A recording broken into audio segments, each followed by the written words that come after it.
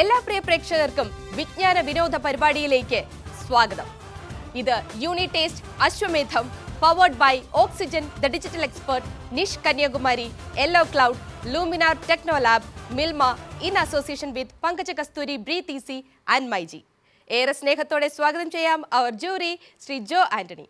Thank you. ഇനി സ്വാഗതം ചെയ്യാനുള്ളത് ദ ഗ്രാൻഡ് മാസ്റ്റർ, നമ്മുടെ സ്വന്തം GS പ്രദീപ്.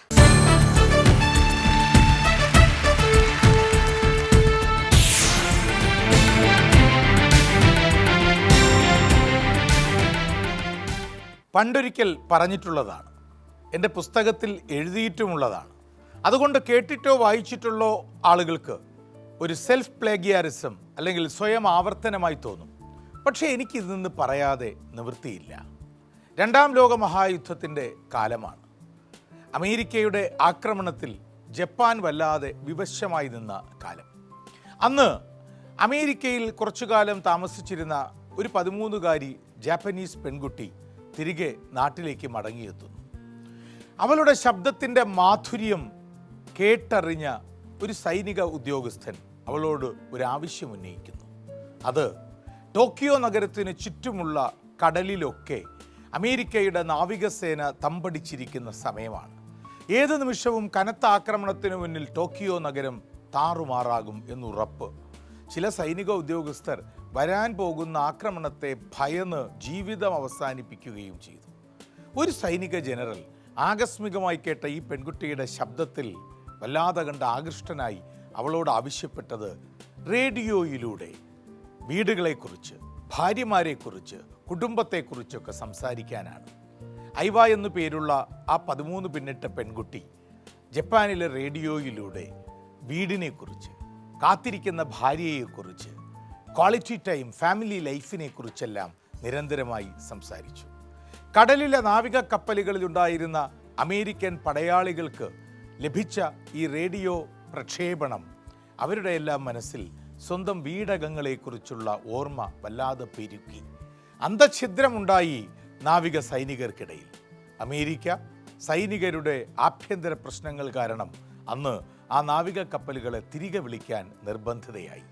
തൻ്റെ ശബ്ദത്തിൻ്റെ, തൻ്റെ പ്രക്ഷേപണ കലയുടെ മിടുക്കുകൊണ്ട് ആ നഗരത്തെ രക്ഷിച്ച ആ പെൺകുട്ടിയുടെ പ്രതിമയുണ്ട് ഇന്നും അവിടെ. അതുകൊണ്ട് തന്നെ ഐവ എന്ന ആ പെൺകുട്ടിയുടെ ആ പേരിന്ന് ചരിത്രം ഓർമ്മിക്കുന്നില്ല. പകരം അവൾക്ക് ചരിത്രം മറ്റൊരു പേര് നൽകി, ടോക്കിയോ റോസ്. സ്വാഗതം. Unitaste Ashwamedham powered by Oxygen the digital expert, Nish Kanyakumari, Yellow Cloud, Luminar, Milma in association with Pankaja Kasthuri, Breathe Easy and myG. ഞാൻ ഇങ്ങനെ തുടങ്ങാനുള്ള കാരണം, അല്ലെങ്കിൽ പണ്ടെന്നോ പറഞ്ഞത് വീണ്ടും ആവർത്തിച്ച് തന്നെ തുടങ്ങാൻ നിർബന്ധിതനായതിനു പിന്നിൽ ഒരു കാരണമേ ഉള്ളൂ. മുഖവുരകളൊന്നുമില്ലാതെ, മുഖവുരകൾക്കപ്പുറം എല്ലാം ഒത്തിരുന്ന് ഈ വേദിയിൽ സംസാരിക്കാം എന്ന ആഹ്ലാദത്തോടെ നിങ്ങൾക്കേറെ പ്രിയപ്പെട്ട ലോകമെമ്പാടുമുള്ള മലയാളികൾക്ക് ആശയക്കരുത്തിൻ്റെയും ആവിഷ്കാര ശൈലിയുടെയും രീതികൾ കൊണ്ട് ഏറെ പ്രിയങ്കരനായ ആ പ്രതിഭയെ, ആ ബഹുമുഖ പ്രതിഭയെ ഞാൻ സ്വാഗതം ചെയ്യുന്നു. സാമൂഹിക പ്രവർത്തനത്തിൽ, പ്രക്ഷേപണ കലയിൽ, അവതരണ വൈഭവത്തിൽ, പ്രഭാഷണ മേഖലയിൽ, മോട്ടിവേഷനിൽ തൻ്റേതായ വ്യക്തിമുദ്ര പതിപ്പിച്ച ഏറെ പ്രിയം നിറഞ്ഞ ആ പ്രതിഭയെ ഇതാ അശ്വമേധത്തിൻ്റെ വേദിയിലേക്ക് ക്ഷണിക്കുന്നു. കിടിലം ഫിറോസ്. പ്രിയപ്പെട്ട ഫിറോസ്, വാക്കിൻ.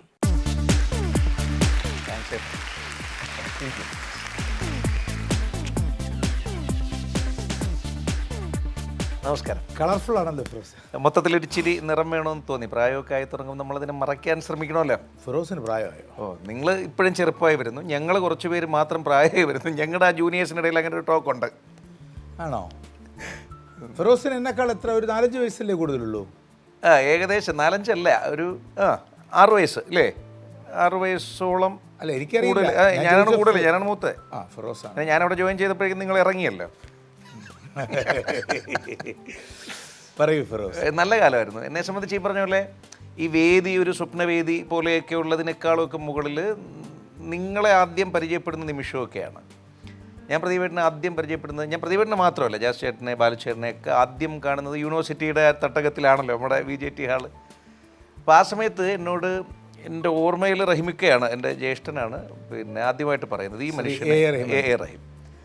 അപ്പോൾ അദ്ദേഹമാണ് ആദ്യമായിട്ട് പറയുന്നത് നീ പരിചയപ്പെട്ടിരിക്കേണ്ട ഒരു മനുഷ്യനാണെന്നുള്ളത്. അപ്പോൾ അന്ന് എനിക്ക് ചേട്ടൻ്റെ അടുത്ത് വന്ന് മിണ്ടാനൊക്കെ ഭയങ്കര പാടാണ്. കാര്യം പിന്നെ ചേട്ടൻ ഭയങ്കര പോപ്പുലർ ആണല്ലോ ആ ടൈമിൽ തന്നെ. ചേട്ടൻ ആ സമയത്ത് എപ്പോഴും ഈ പറഞ്ഞ പോലെ സൗഹൃദങ്ങളുടെയൊക്കെ നടുവിലാണ്.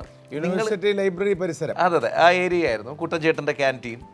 അപ്പോൾ എനിക്ക് വന്ന് മിണ്ടണമെന്നുണ്ട്, പക്ഷെ നിങ്ങളുടെ അറിവ് വെച്ചിട്ട് നമുക്ക് പേടിയാണല്ലോ, വന്നിട്ട് എന്ത് മിണ്ടും. അങ്ങനെ ഞാൻ നിങ്ങളെ മിണ്ടിയപ്പോഴാണ് അറിവൊന്നും ഇല്ലെന്ന് മനസ്സിലായത്. നിങ്ങളെ പരിചയപ്പെടാൻ വേണ്ടിയിട്ട് ഈ പറഞ്ഞ പോലെ കുറേ ദിവസം ശ്രമിച്ചായിരുന്നു. അവസാനം ജാസി ചേട്ടനാണ് എന്നോട് പറഞ്ഞത് നീ ഒന്ന് പോയി മിണ്ടിയാൽ മതി, ബാക്കിയെല്ലാം തനിയെ ഇങ്ങോട്ട് വന്നുള്ളൂ. അങ്ങനെയാണ് പ്രദീപേട്ടനെ ഏറ്റവും ആദ്യം ഞാൻ വന്ന് സംസാരിക്കുന്നത്. അപ്പോൾ ഞാൻ സത്യത്തിൽ ഇതിന് വേണ്ടിയിട്ട് വെയിറ്റ് ചെയ്യുമ്പോൾ ഞാൻ ആലോചിക്കായിരുന്നു, പ്രദീപേട്ടൻ്റെ വേദിയിൽ, അശ്വമേധത്തിൻ്റെ വേദിയിൽ, നമ്മൾ കണ്ടുവളർന്ന വേദിയിലേക്ക് വന്നിരിക്കുക എന്ന് പറയുന്നതാണോ ഭാഗ്യം, അതോ അന്ന് പരിചയപ്പെടാൻ ആഗ്രഹിച്ചൊരു മനുഷ്യൻ്റെ ഒരു വലിയ യാത്രയിൽ ഒരു ചെറിയ ഭാഗമാകുന്നതാണോ ഭാഗ്യം? അല്ല ഫിറോസെ, ശത്രുവിനെ തോൽപ്പിക്കാൻ അല്ലെങ്കിൽ എതിരാളിയെ തോൽപ്പിക്കാനുള്ള ഏറ്റവും നല്ല മാർഗം അയാളെ പ്രശംസിക്കുകയാണ് എന്നുള്ള കൊട്ടേഷൻ അറിയാമല്ലേ പണ്ടേ.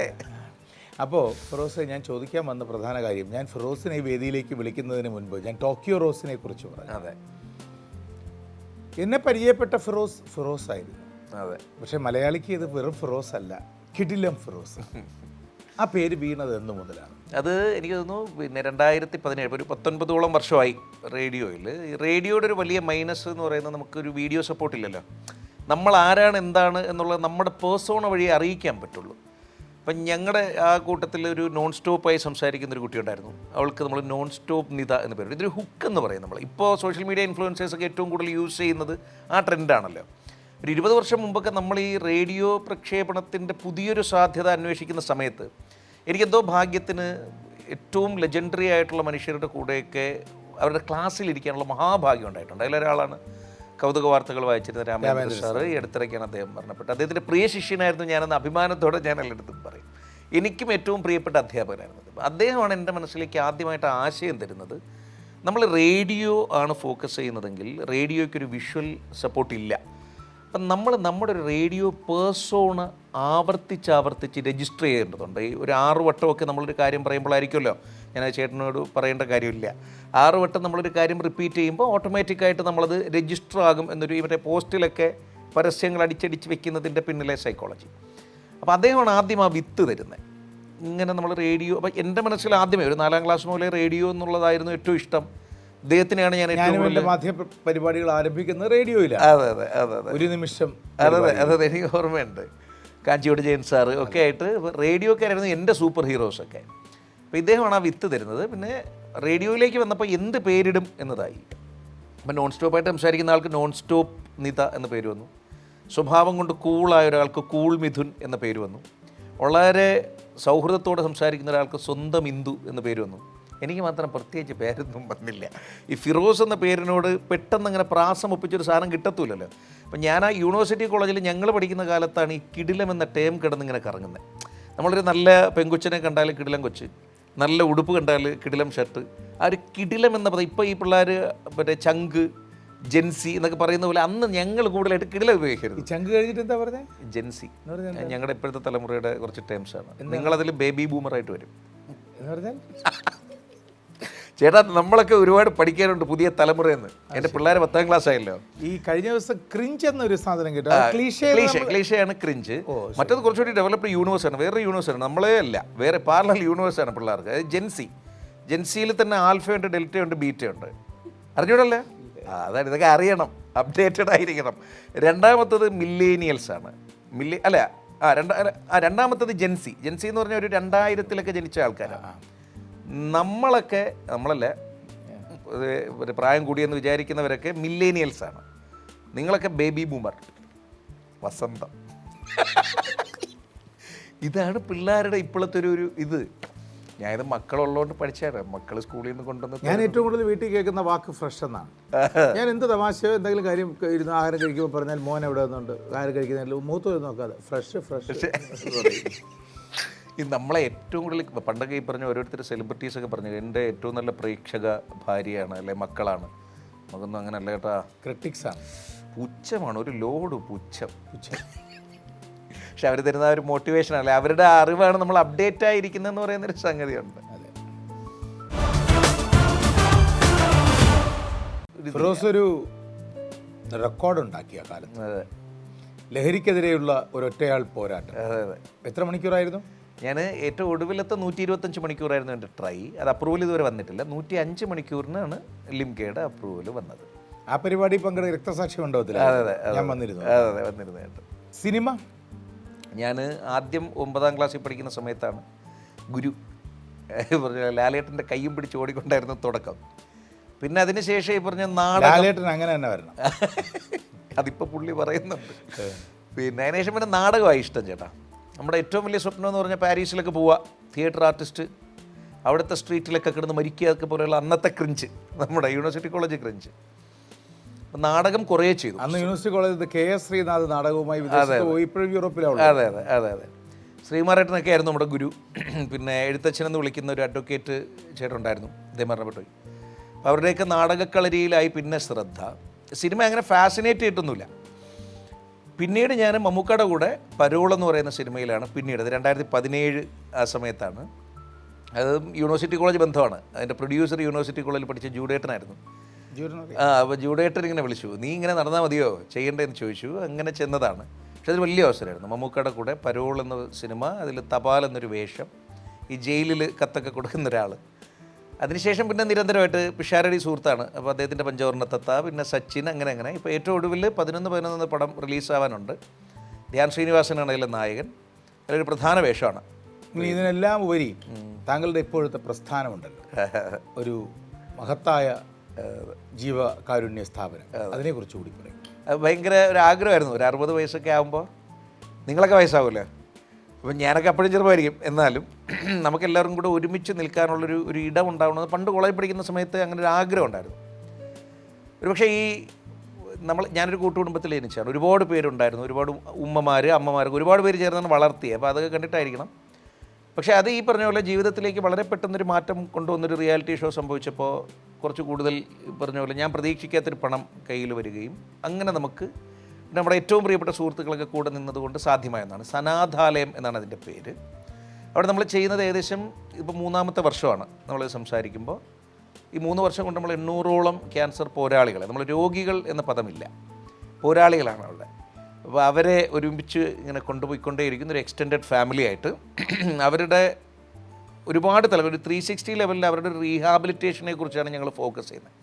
അതിൽ നിയമപരമായിട്ടുള്ള സപ്പോർട്ടുണ്ട്, സാമ്പത്തികമായിട്ട് നമുക്ക് ചെയ്യാൻ കഴിയുന്ന, ഒരുപാടൊന്നും ചെയ്യാൻ പറ്റില്ലെങ്കിലും ചെയ്യാൻ ചെയ്യുന്നുണ്ട്. ഭക്ഷണം, താമസം, വസ്ത്രം ഒക്കെ പോലെ നമ്മുടെ ബേസിക് നീഡ്സിൽ ഒരു കൈത്താങ് പോലെയാണ് അത് ചെയ്യുന്നത്. അതൊരു ഒരു നിറവാണ്, അതൊരു സന്തോഷമാണ്. ഫിറോസ് ഈ ചെയ്തതൊന്നും അല്ല, ഇനിയും ഒരുപാട് കാര്യങ്ങൾ ലോകം, സമൂഹം, മനുഷ്യ കൂട്ടായ്മകളൊക്കെ ഫിറോസിൽ നിന്ന് പ്രതീക്ഷിക്കുന്നു. ഒരു ഉത്തരവാദിത്വമാണ്. കാരണം പ്രതിഭയോ അംഗീകാരമോ പ്രശസ്തിയോ ഒന്നുമല്ല ഒരു മനുഷ്യനെ മികച്ചവനാക്കുന്നത്. റെഡിനെസ് ഉള്ള, സന്നദ്ധതയുള്ള ഒരു ഹൃദയമാണ്.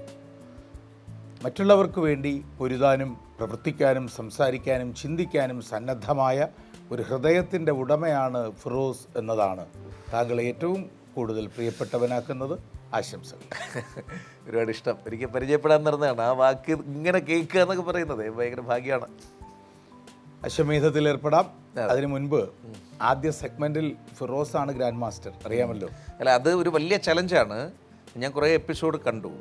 അപ്പോൾ അതൊക്കെ കണ്ടപ്പോൾ പക്ഷേ എല്ലാം വളരെ എളുപ്പമുള്ള ഉത്തരങ്ങളാണ്.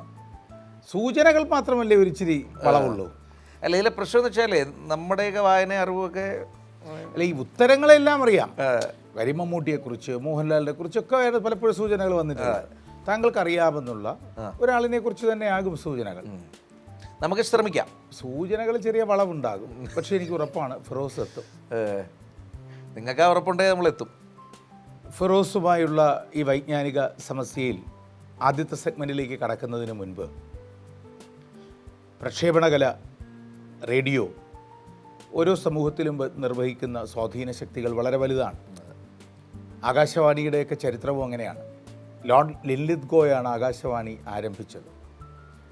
ആകാശവാണി ആരംഭിച്ചപ്പോൾ ആകാശവാണിക്ക് സംഗീതം കൊടുത്തത് ഹിറ്റ്ലറിനെ പേടിച്ച് ഇന്ത്യയിൽ അഭയം തേടിയ ചെക്കോസ്ലോവാക്യയിൽ നിന്നെത്തിയ ഒരു ജൂതനാണ്.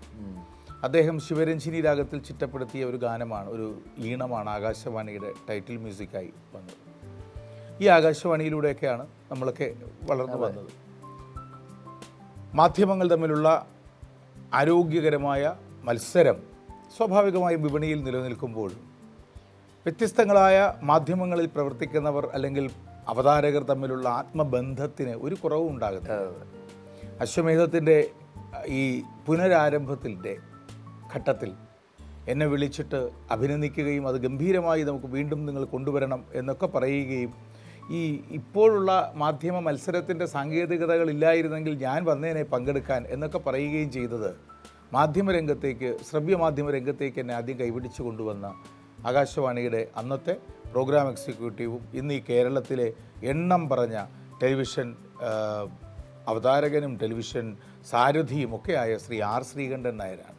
അദ്ദേഹത്തെ ആദരവോടെ മനസ്സിൽ ഓർമ്മിച്ചുകൊണ്ട് തന്നെ ആകട്ടെ ഫിറോസുമൊത്തുള്ള ഈ മത്സരത്തിൻ്റെ ആദ്യ സെഗ്മെൻറ്റ് വരുന്ന ദിവസങ്ങളിൽ എപ്പോഴെങ്കിലും അദ്ദേഹം ഈ മാധ്യമ സാങ്കേതികതകളുടെ വിവേചനങ്ങൾക്കും അപ്പുറത്ത് ഇതിൽ പങ്കെടുക്കാനെത്തും എന്ന് ഞങ്ങൾ പ്രതീക്ഷിക്കുന്നു.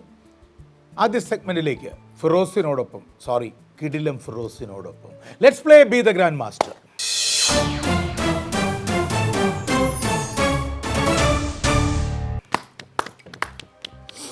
ഫിറോസ് ഒരല്പം ക്രിഞ്ചായി തോന്നും ചിലപ്പോൾ അല്ലേ? ശരി. Profiles in courage. ഫിറോസ് കണ്ടെത്തേണ്ട ലോക ചരിത്രത്തിൽ തന്നെ വളരെ പ്രശസ്തനായ ഈ വ്യക്തി എഴുതിയ പുസ്തകമാണ് പ്രൊഫൈൽസ് ഇൻ കറേജ്. കണ്ണു മുമ്പ് കൂടെ 1 കോടി രൂപയൊക്കെ പോകുന്നത് ചേട്ടാ.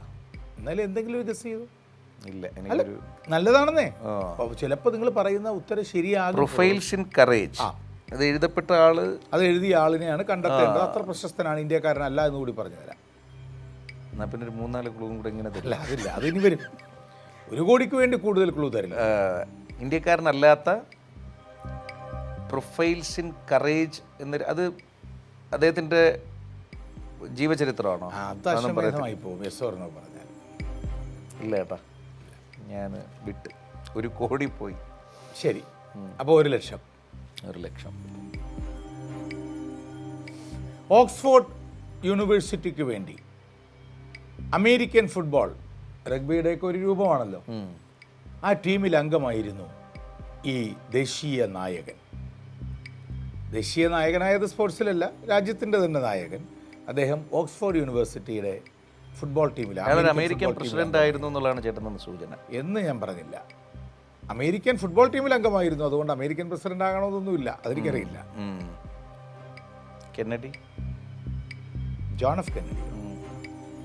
മൂന്നാമത്തെ സൂചന, എന്തൊക്കെ പ്രോഡക്റ്റ് ആണെന്ന് വായിക്കാൻ പറ്റുന്നുണ്ടോ?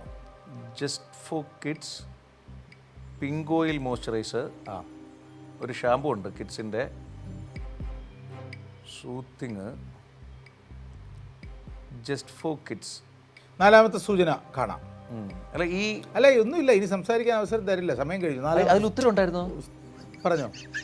ഇല്ല, അതിൽ ഉത്തരം ഉണ്ടായിരുന്നോ എന്ന് ചോദിക്കുക. അതൊക്കെ ഉണ്ടായിരുന്നു, ഉത്തരം ഉണ്ടായിരുന്നു. നാലാമത്തെ സൂചന കൊള്ളാം, നല്ല എയർപോർട്ട്. അഞ്ചാമത്തെ സൂചന, 1963 നവംബർ 22 ഈ ചിത്രത്തിൽ കാണുന്ന മനുഷ്യനാണ് നിങ്ങൾ കണ്ടെത്തേണ്ട വ്യക്തിയെ ഇല്ലാതാക്കിയത്. സമയം കഴിഞ്ഞു. അവസരമില്ല. നിങ്ങൾ ഇത്രയും കടുത്തുള്ള ചോദ്യമൊക്കെ ചോദിച്ചാൽ. പക്ഷെ എനിക്ക് അങ്ങനെ കാണിക്കാതിരിക്കാൻ പറ്റില്ല എൻ്റെ സുഹൃത്ത്. കാരണം രണ്ടാമത്തെ സൂചനയിൽ തന്നെ ശരി ഉത്തരം പറഞ്ഞ നിങ്ങളോട് പിന്നീട് തുടർ 3 സൂചനകൾ ഇങ്ങനെ കാണിച്ചു തരാനല്ലേ എനിക്ക് പറ്റൂ. It was John Fitzgerald Kennedy, John F Kennedy. ശരിയായ ഉത്തരമാണ്. പക്ഷെ ഭയങ്കര സന്തോഷം, ഞാൻ മറ്റേ പൊട്ടക്കണ്ണം മാവിലെറിഞ്ഞാണ്. Very good. ഇവിടെ വരുന്ന പല മത്സരാർത്ഥികളും സൂചനകൾ കേൾക്കുമ്പോഴേ ഇതൊന്നും ഒരു ഐഡിയ ഇല്ല, അതുകൊണ്ടൊന്നും ഗസ് ചെയ്യുന്നില്ല, ഒന്നും പറയുന്നില്ല എന്നൊക്കെ പറഞ്ഞാൽ മിണ്ടാതിരിക്കും. അവസാനം വരെ മിണ്ടാതിരിക്കും. എന്തെങ്കിലുമൊക്കെ ഗസ് ചെയ്താൽ ശരിയാവും. അത്ര സിമ്പിളായ ആളുകളെ കുറിച്ചല്ലേ ക്ലൂ തരുന്നത്. ഇത് അത്ര സിമ്പിളൊന്നും അല്ലായിരുന്നു. John F Kennedy. എന്തായാലും ഗംഭീരമായ ഗസ്. അനീഷ പ്ലീസ്. അപ്പോൾ 1 ലക്ഷം രൂപ. 1 ലക്ഷം രൂപ എപ്പോൾ തരും? 21 ചോദ്യങ്ങളുടെ ദൂരം. പിന്നെ 1 കോടി കിട്ടിയിരുന്ന ടാക്സ് കുറേ കൊടുക്കണമായിരുന്നു. അതുകൊണ്ടാണ് ആദ്യത്തെ ഉത്തരം പറയാത്തത്. 21 ചോദ്യങ്ങളിൽ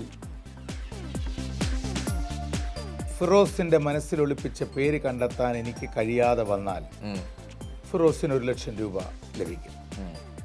എനിക്ക് എത്ര തരും? നിങ്ങൾ ഒന്ന് അഡ്ജസ്റ്റ് ചെയ്താൽ നമുക്ക് ഈ പറഞ്ഞ പോലെ 50-50 എടുക്കാം. ഉറപ്പാണേ? ശരി. കുറേ ദിവസമായിട്ടേ മത്സരാർത്ഥികൾ ജയിക്കുന്നത് കുറവാണ് എന്ന് ഒരു പരാതി പ്രേക്ഷകർ കൊണ്ട് പ്രൊഡ്യൂസറിനുണ്ട്. 1 ലക്ഷം രൂപ 50,000 50-50 ടാക്സ് ഞാൻ കൊടുക്കും. വാക്കാണ്. വാക്കാണ് രഹസ്യമായിട്ട് ചെയ്യേണ്ട. പക്ഷേ പ്രശ്നം എന്ന് പറഞ്ഞാൽ എൻ്റെ കുട്ടിക്കാലം മുതൽ ഇന്ന് വരെ നിങ്ങൾക്കറിയാമല്ലോ, നമുക്കൊന്നും ഒളിച്ചു വെച്ച് ശീലമില്ലാത്തതുകൊണ്ട്. ഗുരൻ ഷൂസാ. എനിക്ക് ഡാവിഞ്ചി അല്ലേ ആ ഷൂസ് അല്ലേ? ഡാവിഞ്ചിയുടെ ഒരു ഉപവിഭാഗം മോച്ചിയാണ്. സർ, ഫിറോസ് വിചാരിച്ച പേര് ഇസ് ഇറ്റ് അപ്രോച്ച്? അപ്രോച്ച്.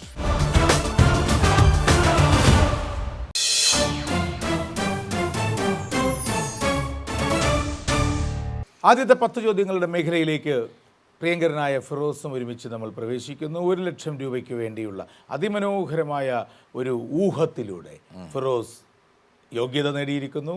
21 ചോദ്യങ്ങളുടെ അകലം ഫിറോസും ഞാനും 1 ലക്ഷം രൂപയുടെ വിജയവും തമ്മിൽ. യാഗം.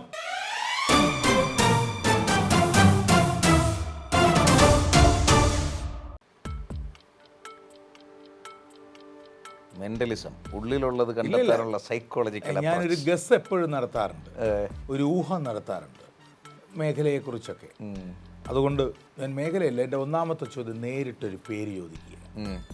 ഫിറോസ് മനസ്സിൽ വിചാരിച്ച വ്യക്തി എഡ്വിൻ ആംസ്ട്രോങ് ആണോ? അല്ല. 21 ഇനി 20.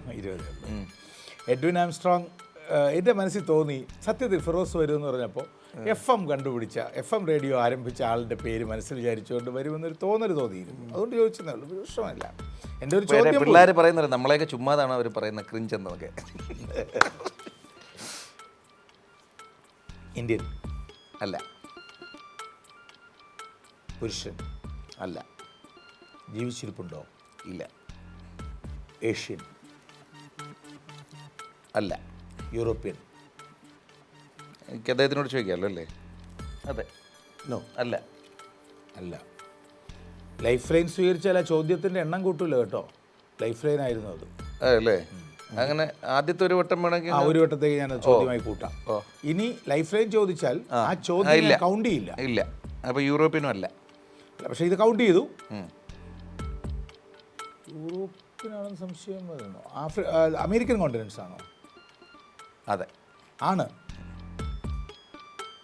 ലാറ്റിൻ അമേരിക്കയാണോ? ഈ ലൈഫ് ലൈൻ എന്ന് പറഞ്ഞാൽ എന്താണ്? ലൈഫ് ലൈൻ ആ ചോദ്യം എണ്ണം ഞാൻ കൂട്ടുന്നേ ഉള്ളൂ. Latin America, Argentina, Brazil, Cuba, Chile, Colombia, അതായത് അമേരിക്കൻ കോണ്ടിനൻസിൽ. ലാറ്റിൻ അമേരിക്ക ഏതൊക്കെ? ദക്ഷിണ അമേരിക്ക. അമേരിക്കൻ കോണ്ടിനൻസിൽ ഇപ്പോൾ നോർത്ത് അമേരിക്ക എന്ന് പറയുന്നത് സ്വാഭാവികമായും USA, കാനഡ ഇങ്ങനെ പോകും. ലാറ്റിൻ അമേരിക്ക എന്ന് പറയുന്നത് Argentina, Brazil, Cuba, Chile, Colombia, Nicaragua. മനസ്സിലായി. ലാറ്റിൻ അമേരിക്കൻ രാജ്യം അല്ല. യൂറോപ്പ് എന്ന് പറഞ്ഞാൽ സംശയം വന്നതുകൊണ്ടാണ് എനിക്ക് കൺഫ്യൂഷൻ വന്നത്. USA തന്നെയാണോ? അമേരിക്കക്കാരി, സ്ത്രീ, ജീവിച്ചിരിപ്പില്ല. ഇല്ല. സാമൂഹ്യ പ്രവർത്തനമാണോ പ്രധാന മേഖല? സാമൂഹിക പ്രവർത്തനം ഉണ്ടായിരുന്നു അവർക്ക്. അല്ല, അവരുടെ പ്രധാന മേഖല അതല്ല. അവരറിയപ്പെട്ടിരുന്ന അതിലല്ല. അല്ല. പക്ഷേ സാമൂഹിക പ്രവർത്തക കൂടിയാണ്. Thank you. അങ്ങനെയൊന്നും പറഞ്ഞു തരരുത് കേട്ടോ. അല്ല, എൻ്റെ ചോദ്യം മോൺഗോമറിയിലെ മഹതിയായ വനിത എന്നറിയപ്പെടുന്ന വ്യക്തിയാണോ എന്നറിയാൻ വേണ്ടി, റോസാ പാർക്സ് ആണോ എന്നറിയാൻ വേണ്ടി മാത്രമാണ് ഞാൻ സാമൂഹ്യ പ്രവർത്തനമാണോ എന്ന് ചോദിച്ചത്. റോസാ പാർക്ക് അല്ലല്ല, അത് ചോദിച്ചില്ലേ ഞാൻ. സാമൂഹ്യ പ്രവർത്തനമാണോ പ്രധാന മേഖല? അല്ല. 10 ചോദ്യങ്ങൾ യജ്ഞം.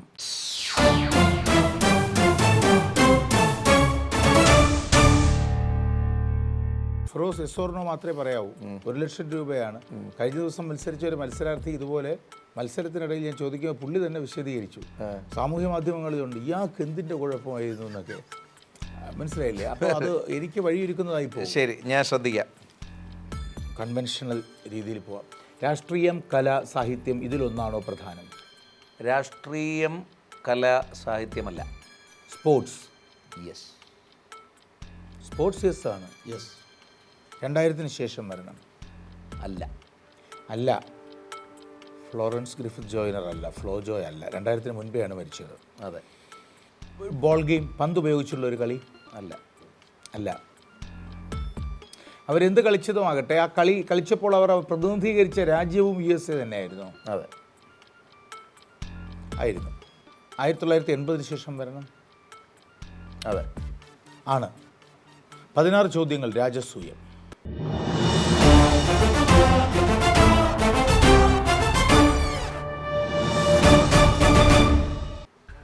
അത്ലറ്റാണോ? അതെ. ഞാൻ പോട്ടെ. ആണോ? 4 ചോദ്യം. ഒളിമ്പിക്സിൽ ഗോൾഡ് മെഡൽ നേടിയിട്ടുണ്ട്. ഓ, മെഡൽ നേടി. 1960-ലെ റോം ഒളിമ്പിക്സിൽ അവർ വലിയ തിളക്കമുള്ള നേട്ടങ്ങൾ കൈവരിച്ചിട്ടുണ്ടോ? 1,00,000 പോയില്ലേ? അതെ, പങ്കെടുത്തിട്ടുണ്ട്. അവർക്ക് നേട്ടം ഉണ്ടായിട്ടുണ്ട്. യെസ് ആണോ? യെസ് ആണ്. നേരത്തെ ഈ അമേരിക്ക, യൂറോപ്പ് അതിനെ പറ്റിച്ചതുപോലെ അഭിനയിക്കുന്നതാണോ? യെസ് ആണ്. നിങ്ങൾക്ക് ആളെ കിട്ടി. നോക്കാം.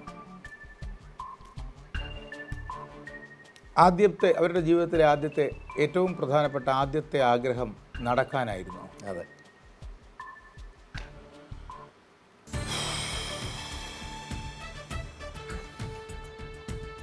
നടക്കാൻ ആഗ്രഹിച്ചു.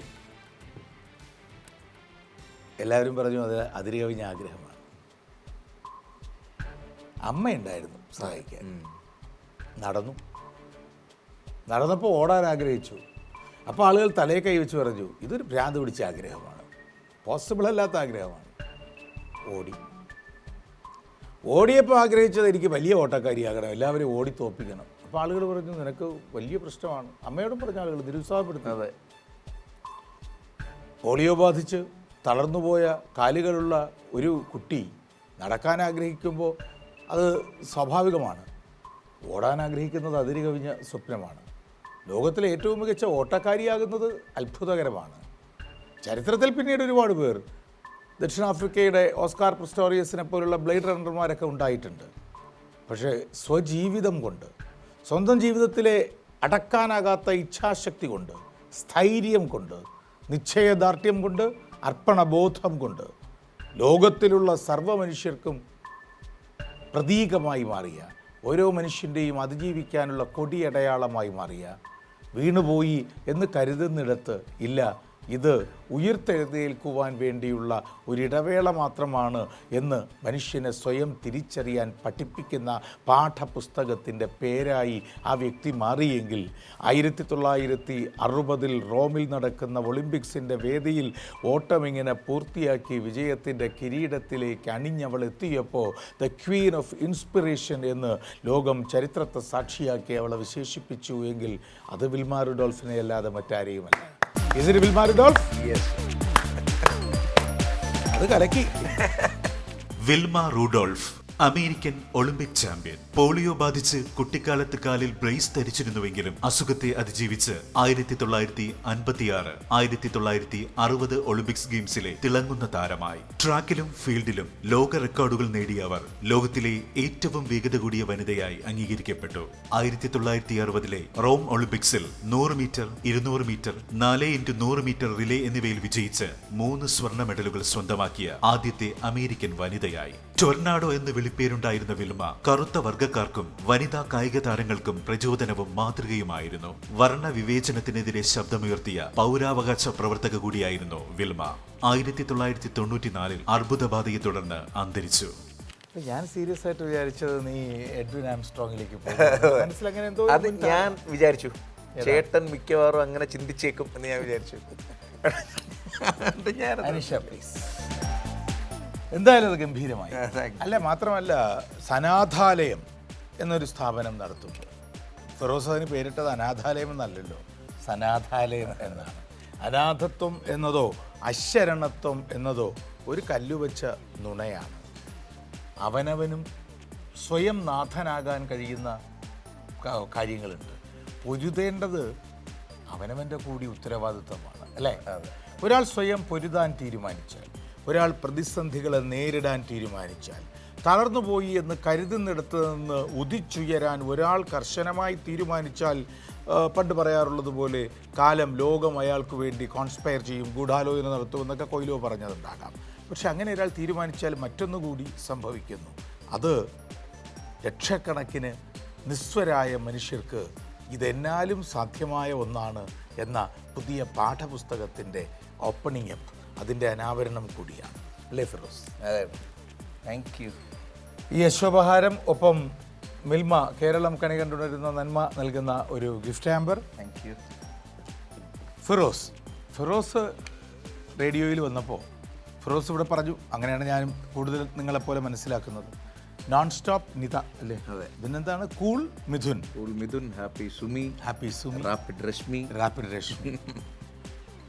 ഇങ്ങനെ മേഘകമാനങ്ങൾ പിളർന്ന് കടന്നു വരുന്ന ഇടിമിന്നൽ സമയത്തെ ശബ്ദമുണ്ടല്ലോ, മരങ്ങളെ കടപുഴക്കി എറിയുന്ന ചണ്ടമാരുതൻ്റെ കടുത്ത ആവേഗമുണ്ടല്ലോ, അതിനുമപ്പുറത്ത് ഒരു വലിയ മഹാജനസഞ്ചയത്തിനെ മുഴുവൻ നിശബ്ദരും നിസ്തബ്ധരുമാക്കാൻ പോകുന്ന ഒരു പ്രഭാഷകൻ്റെ കരുത്തുള്ള വാക്കുകളുണ്ടല്ലോ, അവയ്ക്ക് ഇതിനേക്കാൾ മികച്ചൊരു വാക്ക് എന്താ പറയുക? ചില ഓർമ്മകളും അങ്ങനെയാണ്. വിൽമാ റുഡോൾഫിൻ്റെ ഓർമ്മകൾ ഓരോ മനുഷ്യൻ്റെയും ശരീരത്തിലും ആത്മാവിലും ഉണ്ടാക്കുന്നതും ആ വാക്ക് തന്നെ. ഒറ്റയാൾ പട്ടാളമായി മഹാസാമ്രാജ്യത്തിനെതിരെ സമരം ചെയ്ത ഗാന്ധിജിയെ അനുസ്മരിക്കുമ്പോഴും ആത്മാവിലുണ്ടാകുന്നത് ആ വാക്കാണ്. അതൊരു വല്ലാത്ത വാക്കാണെന്നേ. പ്രണയത്തിലുണ്ട്, ഇഷ്ടത്തിലുണ്ട്, ശക്തിയിലുണ്ട്, പോരാട്ടത്തിലുണ്ട്, ആശ്ചര്യങ്ങളിലുണ്ട്, എല്ലാത്തിനുമപ്പുറം വളരെ മാനുഷികമായ സ്നേഹസഞ്ചയങ്ങൾ ഇങ്ങനെ തൊട്ടുപോകുമ്പോഴുണ്ടാകുന്ന ഹൃദയത്തിൻ്റെ വിറയലിലുമുണ്ട് ആ വാക്ക്. കിടില. Good night. നിങ്ങൾക്കും അശ്വമേധത്തിൽ പങ്കെടുക്കാം. ബയോഡേറ്റ അയക്കേണ്ട വിലാസം ashwamedham@kairalitv.in. 50-ാം എപ്പിസോഡിൻ്റെ അതിഥിയായി സ്വാഗതം ചെയ്യാം. മഴ പോലെ എന്നിൽ പൊഴിയുന്നു, നേർത്ത വെയിലായി വന്നു മിഴിയിൽ തൊടുന്നു. അപ്പോഴേ എന്നോട് പറ, ഐ ലവ് യു. പ്രണയവിവാഹമാണോ? വെൺപനിമതി വളിലെ മലരൊളി അഴകിലെ നാളങ്ങളിൽ. ഈ ഐഡിയ ആരാ തന്നെന്ന് എനിക്കറിയാം. ആരാണ്? സത്യത്തെ ഹരിശങ്കരനോട് നല്ല ദേഷ്യം ഉള്ളി തോന്നുന്നില്ലേ? 1950 ശേഷം മരണം. നേற்று വരെ നേരം പോകവില്ലയേ. ഇത് കേട്ടിട്ട് യെസോറിനെ വെച്ച് അനലൈസ് ചെയ്യുന്ന എന്റെയും ബുദ്ധിമുട്ടാണ്. അതാണ് എന്തൊരു കഷ്ടപ്പാട്. കുറുമ്പേ കള്ളക്കുറുമ്പേ ഉള്ളിലൊളിക്കുന്നാണെന്താണ്. Anisha Karun's Costume and Ornaments Courtesy, Inspire Bridal Studio and Unisex Saloon, Karamana, Trivandrum.